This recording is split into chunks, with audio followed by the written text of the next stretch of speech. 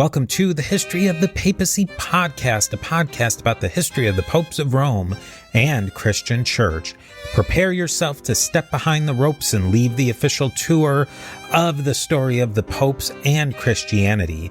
I am your host, Steve Guerra, and I thank you for joining me on this journey. You can find show notes, how to contact me, sign up for our mailing list, and how to support the History of the Papacy by going to our website, a2zhistorypage.com. Two great ways to support the History of the Papacy are leaving your ratings and reviews on Apple Podcasts or your podcatcher of choice. And another really great way to support the History of the Papacy is by going and joining us on Patreon at patreon.com/History of the Papacy. Your support on Patreon goes a long way to help keep the History of the Papacy sustainable for a long time in the future.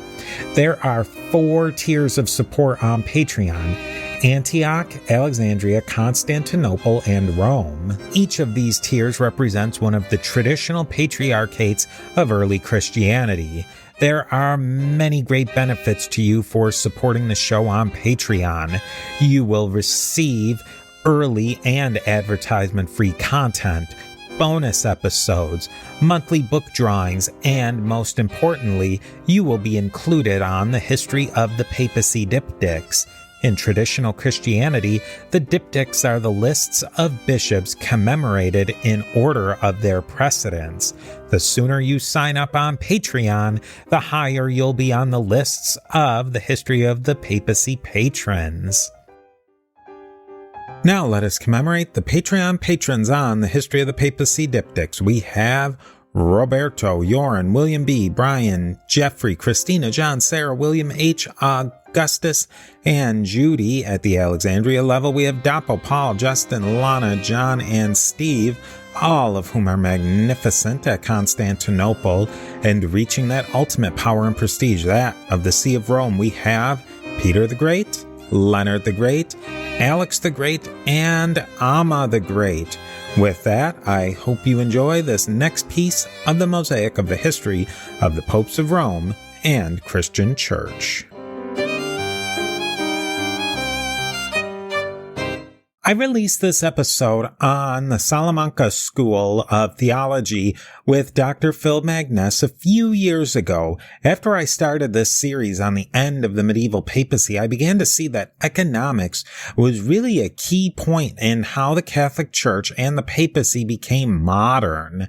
I started to explore what the Catholic Church taught on economics, and it started to become clear that the system people like Pope Pius IX preferred did not fit into our ideas on socialism, communism, capitalism, and that whole dichotomy. We seem only to be able to understand the paradigm of capitalism and socialism, but the Catholic Church didn't see things that way. The popes of the 19th century abhorred these systems because they were modern. They were from the Enlightenment. They didn't tap into the traditional teachings of the Catholic Church. Once I started to see this, I decided to delve into what the church really thought of the issue of economics and the distribution and use of resources.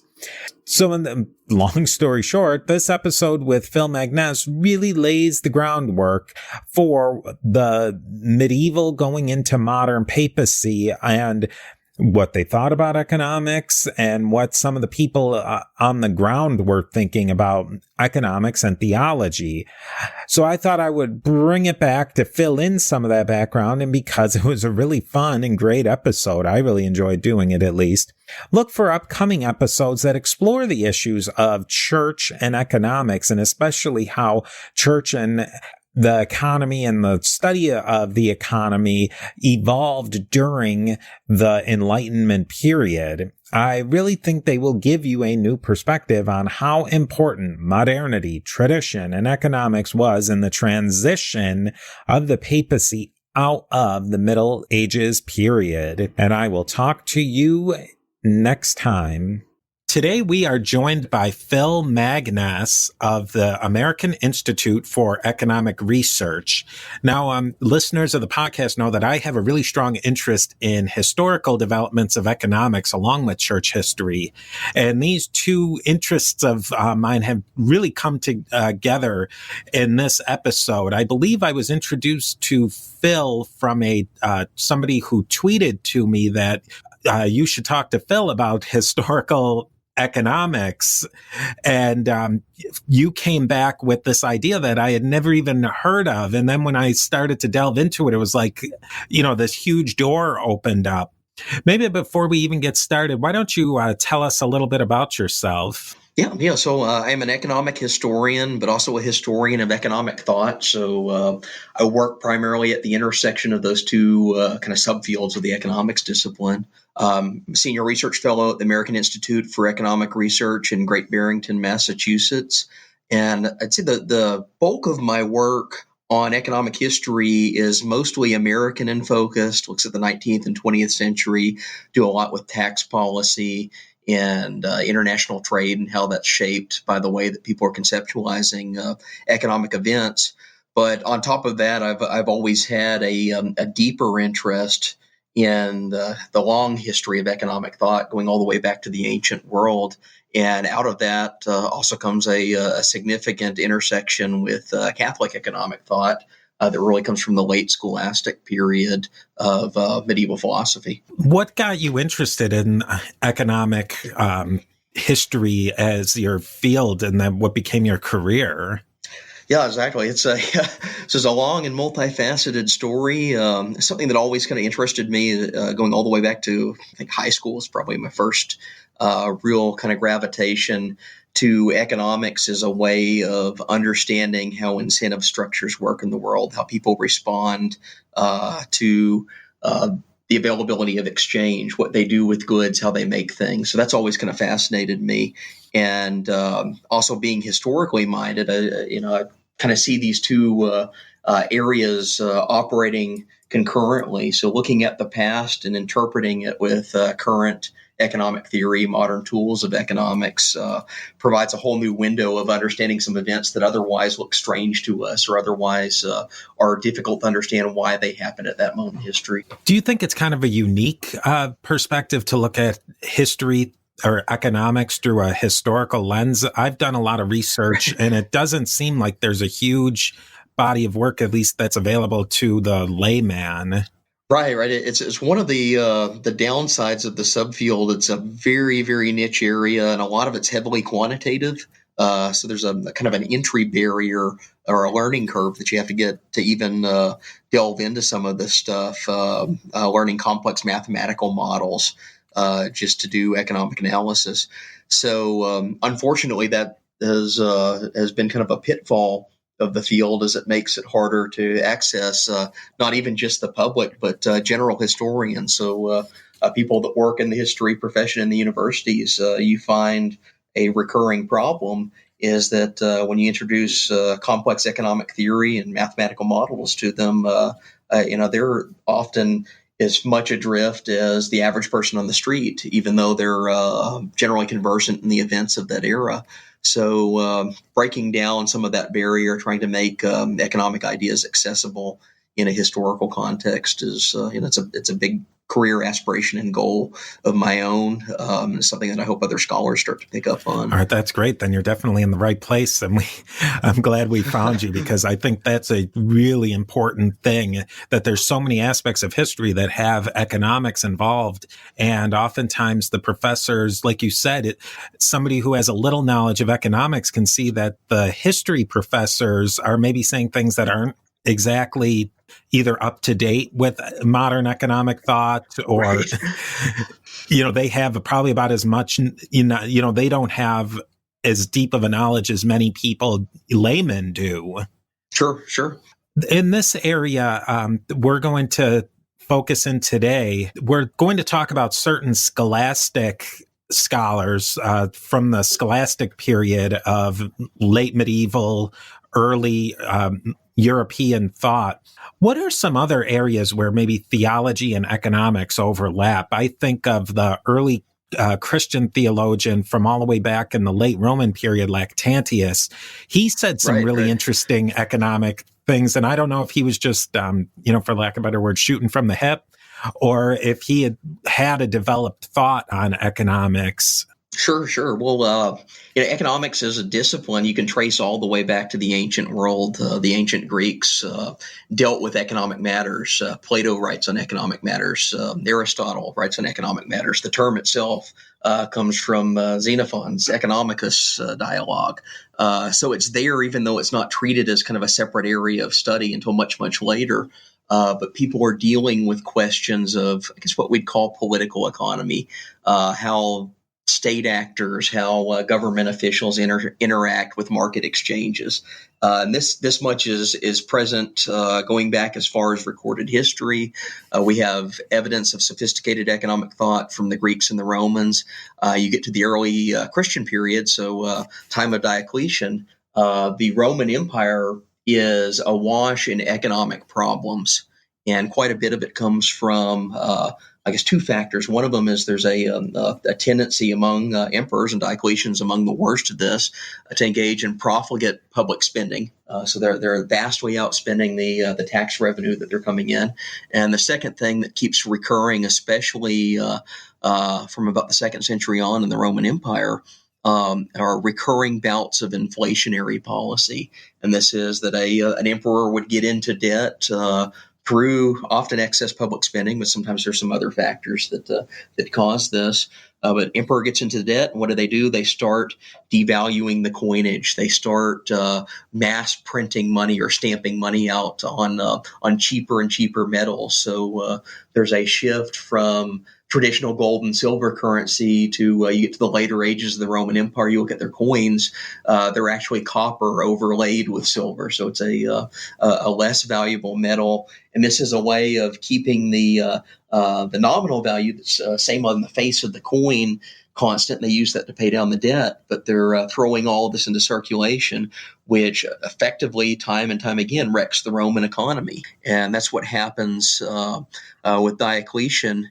In that early episode, I believe it's the early 300s, he issues a decree basically enacting price controls to counteract this inflationary policy he's engaged in to overdo his debt. So he is effectively using the power of law to saying we're going to fix prices that they can't adjust to inflation, even though the currency is being devalued. And that genuinely messes up price as a mechanism for economic exchange. So we get this great dialogue, this criticism from Lactantius, who's basically taking him to task over this horrendous price control decree, and including some of the edicts that we believe to existed in it, even prescribed penalties up to death if someone violated the price controls that are prescribed by the Roman Empire. So there's evidence all around them that bad governance is wrecking the economy, and that just by its nature induces some of these thinkers to start to investigate how does a proper economy work. If we have bad governance now, what do we need to do to allow markets to function in its place or resume function when they've been disrupted by a bad emperor? We're going to more focus in today on really what's the beginning of modern economics and the modern economy in the early modern period of around the late 1500s, early 1600s. And I myself am among these people who I was asking myself, I've never heard of this, where the papacy and theologians in the Golden Age Spain are these thinkers, where I think I'm probably not alone, that it was the British Empire and the Enlightenment that were the the cutting edge of modern free market economics. Maybe you can explain a little bit. But it's actually, it's a kind of a different trajectory than you normally hear, although a lot of historians of economic thought trace the origins of the modern strain of the discipline to 15th and 16th century Spain. And this is a very fluid time in history. There are really kind of three events that are occurring simultaneously. One is the Christian reconquest of Spain, but also by process of that, there's some absorption of the earlier Muslim history in Spain. One of the thinkers that comes up very common in this, because he's a precursor to most Christian philosophers, is the Andalusian thinker Averroes, who is a massive influence on St. Thomas Aquinas. Most successive Christian philosophers and theologians draw in on a branch of thought known as Averroism, which pulls it in turn off of the ancient world. But Averroes is another of these legal thinkers who worked in the economic realm. He wrote about concepts of morality and contract and the violation of contract. When is a contract technically violated, and what's the theological implication of that? So that does get absorbed in some of these thinkers, and it comes directly through Spain. The second thing is the age of discovery. I mean, we're right after Columbus's sailing across the Atlantic to the New World. Spanish explorers have made it around the Cape in Africa. They've made a trade route to India. So there are further and further reaches of explorers, and then with them merchant vessels that are traveling to far-flung regions of the world that previously were inaccessible or they didn't even know existed up until that point. So what is this doing? It's bringing more and more commerce back, more and more commerce into the Spanish Empire, and Spain being the heart of that empire. And the third thing is, in the 16th century, there are massive discoveries of what everyone was seeking in Central and South America, and that's gold and silver. And the Spanish Empire is discovering new silver deposits, and what are they doing? They load them up on the galleon ships and transfer them back across the Atlantic to Spain. So what does this do? It results in an influx of this new, previously scarce currency. So there's a massive flow of silver into Spain itself, which some of these theologians, they start investigating the effects of this. They discover that, if you keep piling money into an economy and you're used to its previous valuation, there are inflationary effects that come to this. So you have price inflation that flows from the influx of gold and silver into Spain. And really what's going on here is these thinkers are starting to grapple with some of the problems that are created by modernity, or some of the challenges posed to traditional theology by the fact that commerce has spread so far abroad, that discovery is bringing all these new branches of the world basically right to their doorstep at home. And Spain being the center of that, it's where quite a few of these debates break down. What was the academic situation in Spain? Who were these thinkers? We've mentioned they were scholastics, and that many of them were Thomists, or followers of Thomas Aquinas's ideas. Maybe tell us a little bit more about what was going on in Spain and Portugal at that time. Right. So there are two major universities that are at the center of this movement. And the first is the University of Salamanca, which is founded, they estimate, about the 1220s or 1230s as a Thomist canon law type of a training institution for clerics. So it's one of the oldest universities on the continent in Europe, one of the oldest universities in the world. So it has a very deep academic tradition. It's already been in operation for 300 years. As a center of knowledge and learning. And then the second university is University of Coimbra in Portugal, which is also founded about 50 years later after Salamanca. I think it's the 1290s is roughly the starting date. Similar history here. You have high scholastic Thomism as kind of the intellectual environment, and it's an intellectual environment of inquiry. It's very oriented towards processes of discovery of the world. This is also after an influx of kind of a rediscovery of Aristotelian knowledge from the ancient world that had been lost through the destruction of manuscripts after the fall of the Roman Empire. The next big event that happens is 1453, which I'm guessing your readers will recognize, or listeners will recognize immediately. That's the fall of Constantinople. And it's a major event on learning in Western Europe and the Christian world, because all of the scholars that had resided in the Eastern Empire are basically fleeing the Turkish invasion. They relocate into Western Europe, and they bring with them some of these lost documents and manuscripts. They bring previously inaccessible intellectual traditions, and it's an influx into most of the Southern and Western European university system in the 1450s.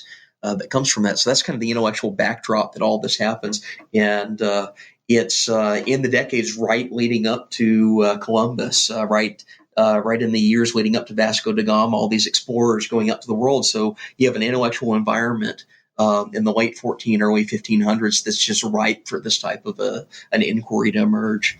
So a lot of the things of why Europe was entering the modern age also led into why these people were thinking about economics in a different way. Right.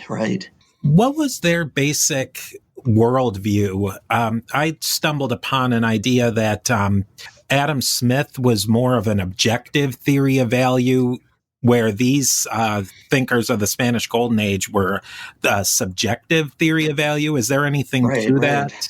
Yeah, so this is the one of the big theological and economic questions of the day, and it goes back to theories of morality, theories of a just contract, a just price, and the big question of the Middle Ages is usury. So, is it sinful to extract interest payments in the lending of money, which is just a major concern of that era and of several popes in the era. And when you start considering these questions theologically, associated with them are also economic implications, and especially when you have something going on like a destabilization of the monetary base, an inflationary period, which is this influx of gold and silver does to Spain. Previous theories of value that kind of existed before the Salamanca school really takes off is they start looking into questions of the justice of a true price. So the question is, where does a price come from? What does a good how does it obtain its value? So if I have an apple and I sell that apple to you, what's a just price for the apple? And you think about it, there's no really obvious answer to this. So some of the theories that come up behind it is there's the idea that maybe it's the work performed in obtaining the apple. And this is something that also emerges later in the Enlightenment in Great Britain as a theory of property. But there's a big awareness going on that we don't really understand why or where things get their value from, even though that we know that price is important. So one of the earlier thinkers that several of these theologians engage is the philosopher John Duns Scotus, who operates about a little over a century before Salamanca takes off. And Scotus investigates, comes up with what he calls a theory of a value of the good that basically attempts to understand the mechanisms that instill something that you're being sold or that you're purchasing with value. And the big question underlying it is the merchant charging a fair price to the person that he's selling this to? So Scotus is concerned about the moral implications of, say, for example, if you're a family that's starving and you're hungry, and a merchant knows that condition exists of you, and if you don't receive food, you're going to be seriously imperiled in your health, or maybe even die. And then that person uses that condition to try and exploit a higher price out of you, makes you trade your most prized possession just to eat. That's immoral. That's the big theological question at play. So Scotus is operating around that and basically develops a theory of value that's asserting an attempt to try to understand a true price of something. So this is deeply ingrained in theological discussions as well as philosophical discussions. Well, what happens with Salamanca and several of these theologians in Spain is that system kind of breaks down when you start having a monetary destabilization, when you start having inflation that's messing with the long-term stability of prices, which is caused by, again, this influx of precious metals into Spain. So, for example, if I know that there's heavy inflation that's taking place over the next decade, how likely am I to extend a loan for someone else to purchase a house or to finance their business that's due back to me in 10 years if I know I can't charge interest on? Steve here again. We are a member of the Parthenon Podcast Network, featuring great shows like Josh Cohen's Eyewitness History and many other great shows. Go to Parthenon Podcast to learn more. And now, here's a quick word from our sponsors. And it's interesting that, like what Duns Scotus is saying, is kind of the extreme of scarcity. If you're like in the fairy tales, if you're going to starve, then you sell your children, or Right. Now you're getting to where it's a bit more abstract. Exactly. What's the value of an apple if an apple is just a commodity to you? That's not the same level of scarcity. Right. They're dealing with real world events that are taking place. So if you're seeing a devaluation of the currency, no one will loan to you because they know in 10 years when you pay them back, the money you pay them back is going to be worth less than what they loaned to you. Then all of a sudden, earlier precepts about usury and the wrongfulness of usury get thrown into question, because the repayment's not simply the dollar for dollar amount. The repayment in the future has to take into account that the money is losing value over time. So you have these theologians that are observing events around them. They're very versed in what's traditional Christian theology on usury, but they're also recognizing that if we enforce this in a really strict way, if we come down and say no interest on anything, even though we're recognizing that money itself is changing value and losing value over time, well, what happens? That drives all the lenders out of the interest, or out of the market. That drives anyone that would potentially offer money to finance something away from lending. Period, because there's no incentive, there's no reason for them to do so. It's just a pure loss that they're incurring over time. So these theologians are considering the question. They're saying, wait a minute, maybe there is something more at play here than this traditional inherited precept that we have. So they start to investigate. Maybe it's not just usury that should be prohibited in all cases. Maybe there are certain circumstances that alter the parameters of the exchange and tell us the difference between a just exchange and an unjust exchange. What was happening to money at this time? You had mentioned that there was a huge influx of gold and silver from the New World into Spain. What did that do to the supply of money and how people used money at that time? Right. It's a very similar effect to what the old Roman emperors did with turning on the printing press. Although in this case, it's actual precious metals that are coming in. So if you go for 1,000 years where the amount of gold and silver in circulation is relatively fixed, it comes from known sources, known mines that they get it out of the ground, but it's not something that's rapidly changing, like a new discovery of a gold deposit, new discovery of a silver deposit. Well, you're going to have a relative price stability that follows from that. What happens, though, is you have basically this influx of metal coming from the New World into Spain, and there's a conscious policy to bring it back to Spain, because the King of Spain says, if metal is coming from the New World to Spain, that's going to make Spain the wealthiest country in the world. And you also have certain instances of attempting to put controls in on gold from leaving Spain. Well, what happens? The gold supply and the silver supply inside of Spain proper continues to increase. That devalues its monetary uses to acquire things, because there's more and more and more in circulation. So what you effectively get is these theologians, these priests at Salamanca start investigating why this is happening, and they come up with an alternative theory of money, rather than objective or innate value being instilled into something, and rather than money being some abstraction, some instrument. They start questioning, well, what gives money itself value? And the answer that they come up with, there's one of the second generation thinkers of Salamanca, that's Martin de Azpilicueta, sometimes referred to as Navarres, and I apologize about the pronunciations here, as I'm not a native Spanish speaker, but Navarres comes up with this explanation. He says, well, prices respond to changes in the amount of money in circulation. And it's basically something economists know today is the quantity theory of money, that the more money that exists in circulation, that's going to be reflected in the price level. It's going to drive prices in directions that are responsive to this influx, and it effectively devalues versus the old level over time, which explains why we're seeing price changes. Was that a quantum leap in thought? Because I would think that at that time, people would think, hey, more gold, more silver, that's that's a big gift. Right. Why? What's the complaint about that? Were these really some of the first people to think about this in this way? Yeah.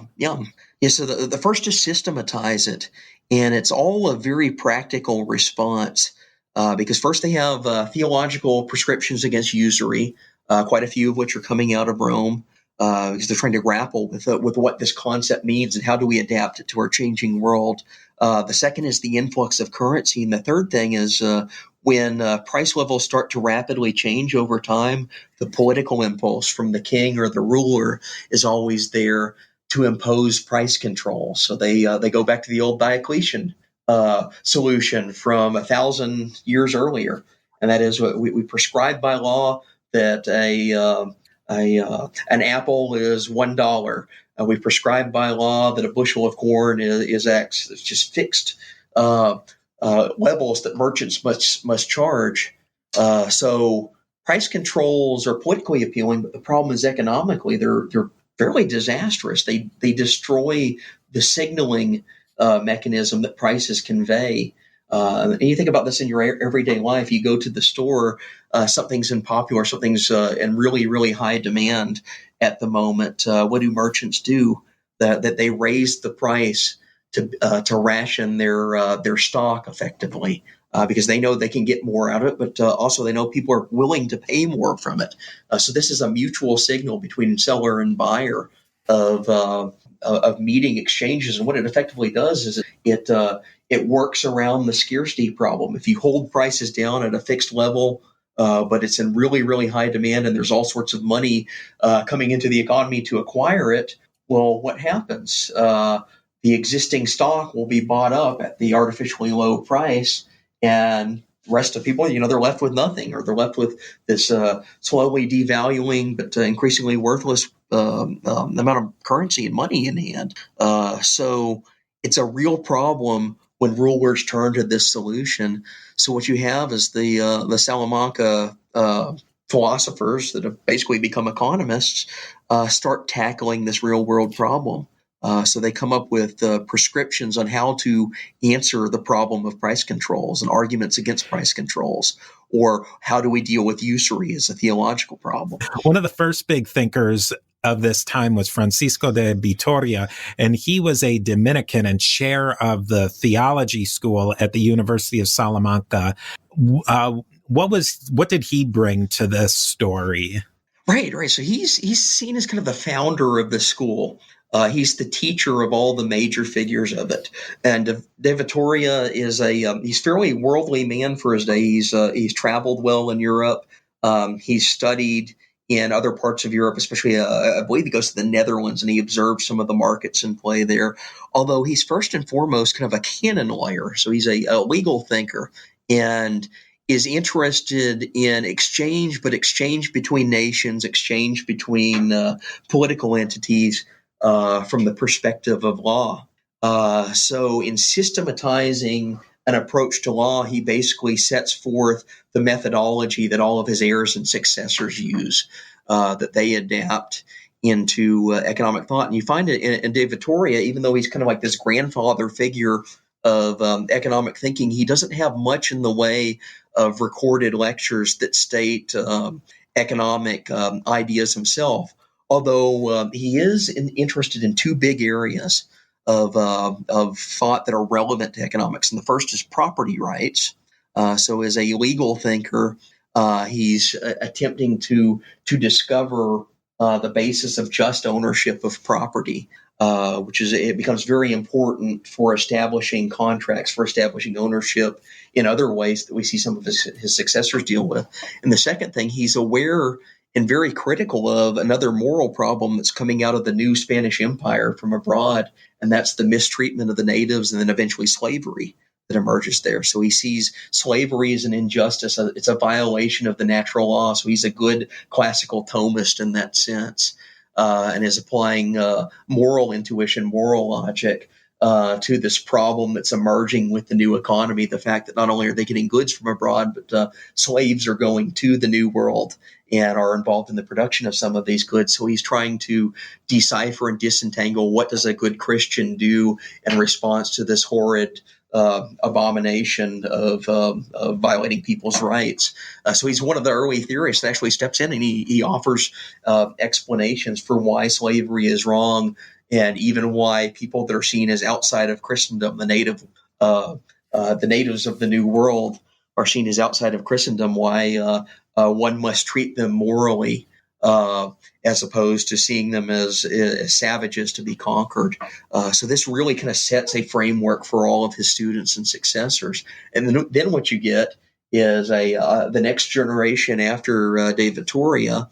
And that's Navarrus is probably the most economic of the thinkers, but there's Domingo de Soto was another contemporary, start to apply his framework to these emerging economic problems of Spain and broader Europe that happen over the next couple of decades. What were some of the things that people like de Azpilicueta and some of these others, some of his second generation after De Vittoria, what were they thinking and bringing to the party?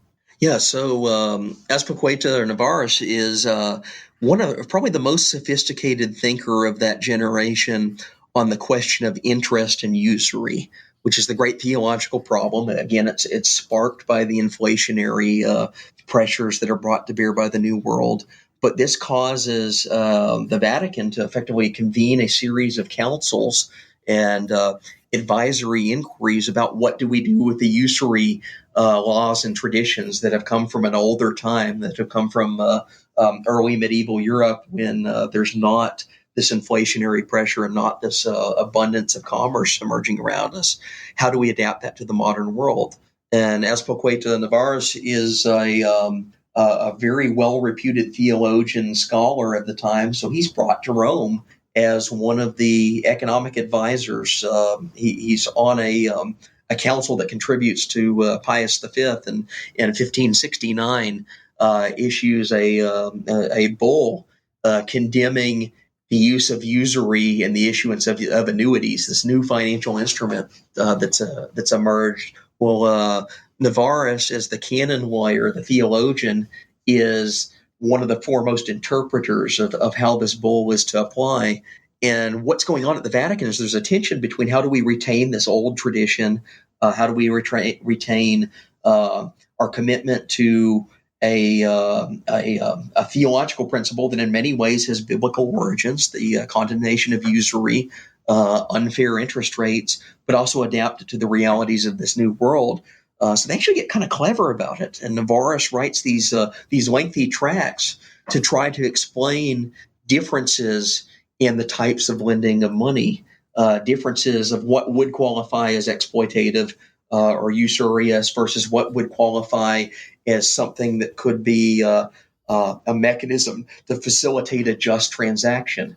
So he's taking the concept of time and entering it into economic exchange, because interest is effectively a price applied to long-term, long-distance lending practices over time. It's the price of how do I obtain future money now, today.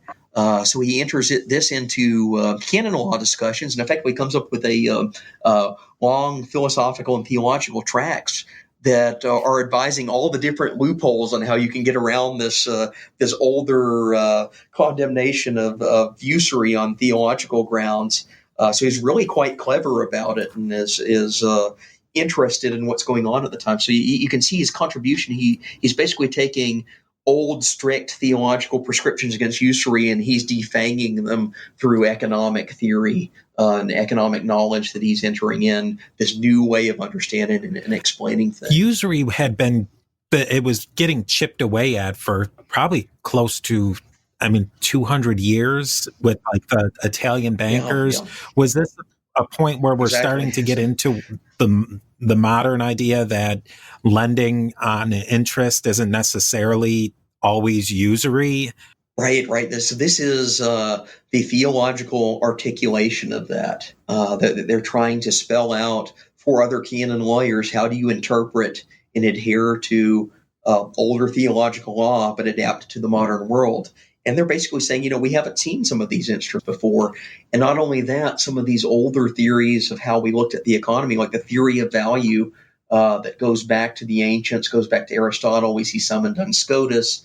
Well, maybe that's not entirely accurate. Maybe that's not entirely correct. So the twist that they enter into, and Navarrus is very prominent on this, although it's a recurring theme of the second generation at Salamanca, is they take old Thomistic philosophy of natural law and apply it to exchange.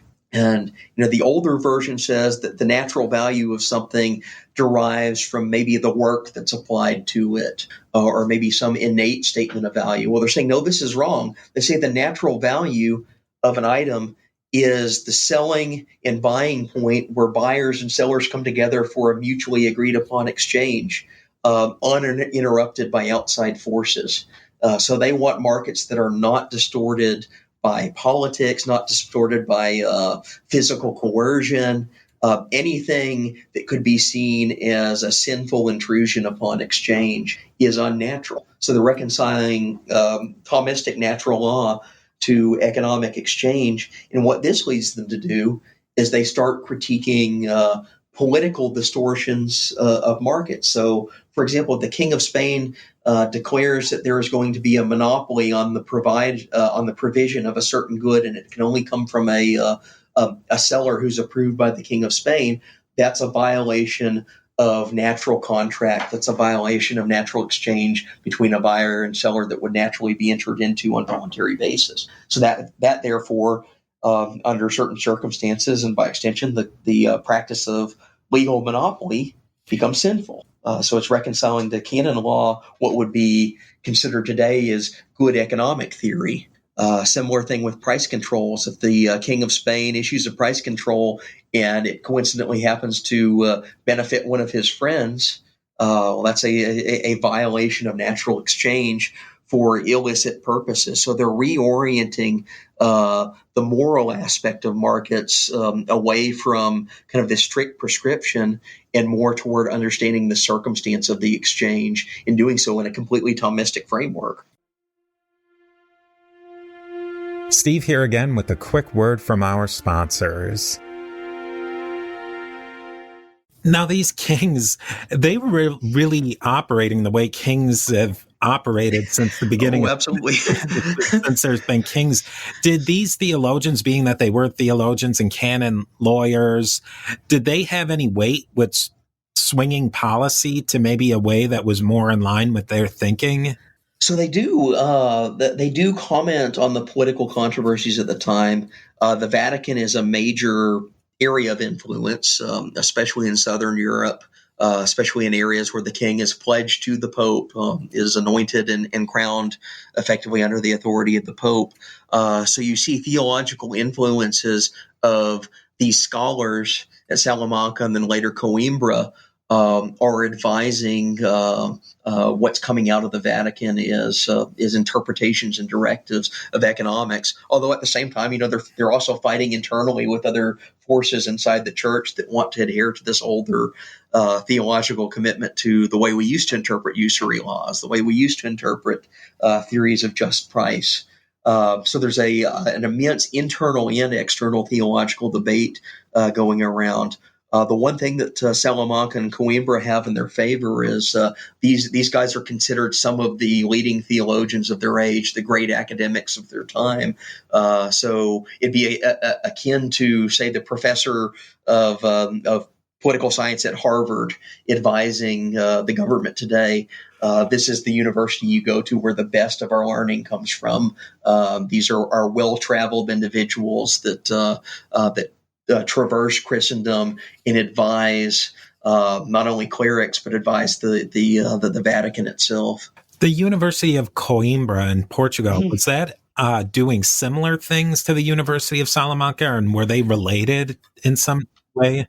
Right. Yes, the Coimbra is there's a wave of theological scholars, philosophers that emerge at Coimbra and they're referred to historically as the Coimbrenses, mostly derivatives of Thomism. The major figure there is a student of Salamanca that comes up under de Vitoria and some of his other contemporaries. And he's by the name of Francisco Suarez, who relocates to and assumes and is appointed to a chaired position at the University of Coimbra, and he's the disseminator of the Salamancan thought effectively into this new university. So it's about 30 or 40 years later in the succession of events. If we think of de Vitoria is writing at the early part of the 16th century, Suarez is right at the turn of the 17th century. So there's about 2 generations that pass through. And Suarez is, again, a canon lawyer, as well as a legal thinker more generally. He's absorbed and trained in this natural law tradition, basically sets up a school underneath him that continues investigations of some of the same questions as they're emerging. Suarez has another associate by the name of Luis de Molina, who's another member of the Coimbra school, the Coimbrenses, who is probably the most economically oriented of him. And he's one of the theorists that really develops this concept of the natural price being competitively set by supply and demand, and juxtaposing it against problems like monopoly or legal intrusions on the price mechanism. So you have a back and forth dialogue that's continued around this new university that's branched out and built through the tradition further. The big important contribution of Coimbra is that Suarez is the philosophical link between this older late scholastic branch of legal thinking and by extension economic thinking and what we can consider the modernist movement in philosophy, the emergence that happens in the late 16th, early 17th century that basically brings about this transition of European thought toward what we think of as more the Adam Smith variety of economics. So Suarez is a major philosophical influence from several generations later in 2 thinkers in particular, is René Descartes in France, and then Hugo Grotius, who's considered kind of the father of international law, are both thinkers that draw upon Suarez's laying out of a systemized tradition of law that also happens to be economically informed through his contemporaries and some of his teachers.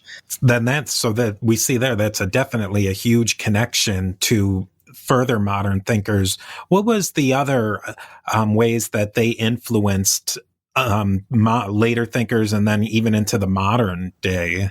Right. Well, I can talk a bit about Suarez. As he does get involved as a commentator on contemporary politics.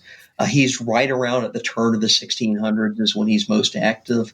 And if you think about what's going on in the world in that moment, the relation between Catholicism and the Reformation, the relationship between Catholicism, especially what's happening on the British Isles. Well, there's a major upheaval in religion on the British Isles when Henry VIII separates from the church in Rome, and the next several successions of rulers are engaged in effectively religious wars between Catholicism and English Protestantism. And right around the time that Suarez is writing, James I, former King of Scotland, who becomes heir to the British throne, moves down to London, inherits the throne. He's a Protestant. He's a Protestant that engages in what some consider fairly severe repressions of Catholic thought in England. And it's sufficiently severe that there are subversive movements, the most famous one being the Gunpowder Plot, the attempt to blow up Parliament during the King's speech, where you basically have a Catholic sect that is driving that conspiracy that's implicated in it. And they fail in the assassination. So this throws upheaval into the political situation of Europe at the time.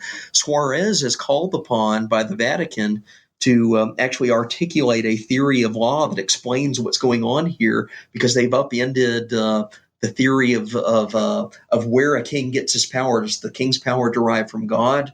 Does he derive from God's vicar on earth, Christ's vicar, which would be the Pope, or does he derive from another route or trajectory, effectively, as James is saying?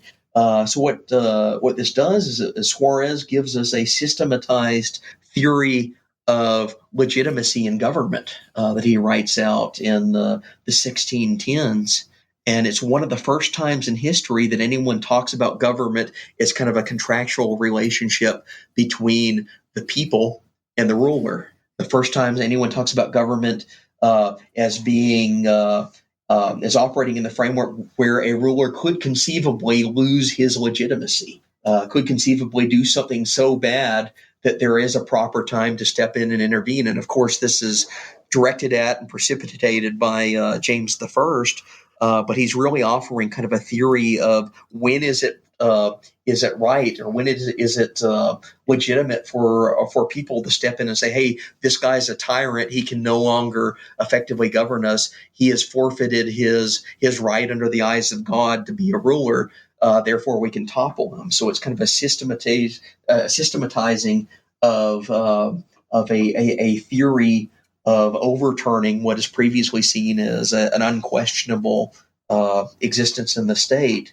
And we see that as a major building block that's taken forth in subsequent centuries. It's a key component of what we call the Enlightenment. It's a key component of effectively everything that leads to the formation of the United States, overturning an unjust king. But it has this deep theological origin from effectively a canon lawyer, legal theorist, who's grappling with the political and economic problems of the late 16th, early 17th century. Wow. So what you're saying is that these thinkers in Golden Age Spain, their thoughts reverberated out to even where they did influence the Enlightenment.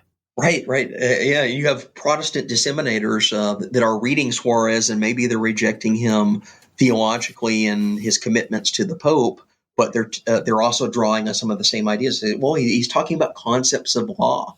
How do we utilize that? They see his other contemporaries, like De Molina, who's written about the problem of monopoly. Other thinkers are reading about this, saying, well, maybe he's onto something here, or maybe this theory of supply and demand as a determinant of a natural price is a better, more functional explanation for the world around us than this theory of set objective value, or a theory of value that derives from the labor performed on something. And what we find is 3 and 4 centuries later, economics as a science catches up and starts to verify and validate some of these theories that were discovered in the 15 and 1600s in clerical debates. So it's a really fascinating kind of they're lost but rediscovered. And then we can look back to some of their writings and say, wait a minute, these guys had it right when they were scribbling down what ostensibly were theological disputes in 1659. So it's a process of rediscovery itself as well that's playing out. In academics, there's always, if there's a movement, there's a counter movement. Was there a movement that disagreed with this Salamanca school that was viewing it from theological grounds but coming to different conclusions? Sure. And there are still traditions today in several religious sects across the world. We also find usury as a major issue to deal with economically in the Islamic world. But you can go all the way back to Averroes as a precursor to some of the Salamanca scholars is dealing with some of the same problems. That debate is still playing out. There are also both Catholic and Protestant sects that continue to try to revive or adhere to an older theory of usury. There are attempts, especially in the late 19th century, to reconcile the modernity of the Industrial Revolution and the world of commerce that had emerged around us with economic justice. And quite a bit of this is accepting the fact that the world is modernized, that commerce is abundant everywhere, but also retaining some sort of a moral claim, a moral stake to it. So you see some of the same debates are derivative in the late 19th century in encyclicals such as Rerum Novarum, in particular is really an engagement of what to do with the economic world that's emerged around us and that's been created around us through an unprecedented explosion in commerce and wealth compared to human history. So in many senses, we're still grappling with quite a few of the same issues that these scholars are writing about in the 1600s and 1500s. It's just today now we've more systematized it into domains of economic thought, domains of philosophical thought, domains of justice, and asking the questions of how they interact with each other. We could probably talk all night and into tomorrow night, and there's so much going on here.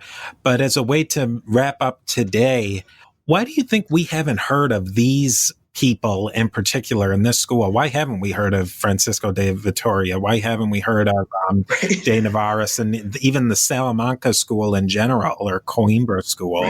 Right. Well, it's part of it's the lost tradition. Part of it is quite a few of their works are still inaccessible in languages outside of the original. A lot of times it's written in Latin or late medieval Spanish.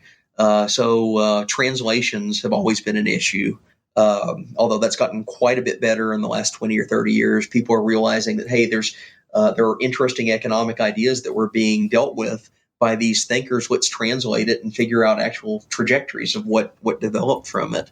So that's certainly an issue. The second being that economics itself is so closely tied to the tradition of Adam Smith.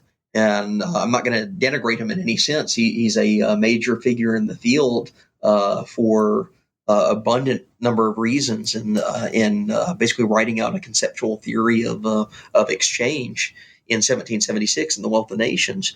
But Smith is often, because of his prominence in the field, he's also seen as kind of the starting point of the discipline. So very few people look before Smith, even though Smith is engaging with earlier thinkers who are engaging with earlier thinkers, that if you trace far back enough in time, you hit Salamanca. So it's a combination of the rediscovery that comes from accessibility of sources, also recognizing that there is an older tradition that predates Adam Smith, and that Adam Smith himself, of all people, would have recognized and acknowledged in his own work as kind of the shoulders he's standing on when he's systematizing economic thought. Well, I want to thank you so much for coming on the show today. I think it's really opened my eyes, what you've said today, that on theology and economics and this really fascinating time in history. Oh, absolutely. This has been fun. Hopefully we can do it again sometime. Oh, yeah, absolutely. I mean, anytime you think of an idea, and as the listeners out there, if you have questions about this time and economics questions about economics history, and it seems like in the past that economics and religious thought, and probably religious thought and a lot of other academic thoughts, were much more intertwined than they would become post-Enlightenment. Absolutely. It's the compartmentalization of the academy into, you have your physics department, your chemistry department, your economics department, your history department. But you go back to some of these thinkers like Suarez or de Vitoria, they're not just theologians, they're not just philosophers, they're legal thinkers, they're economists, they're dabbling in a half dozen different fields. So they're much more men of the world and scholars of the world than they are scholars of a single discipline. Renaissance men. Truly. Well, thanks again. And I definitely hope to have you on again. Outstanding. Thanks again for hosting.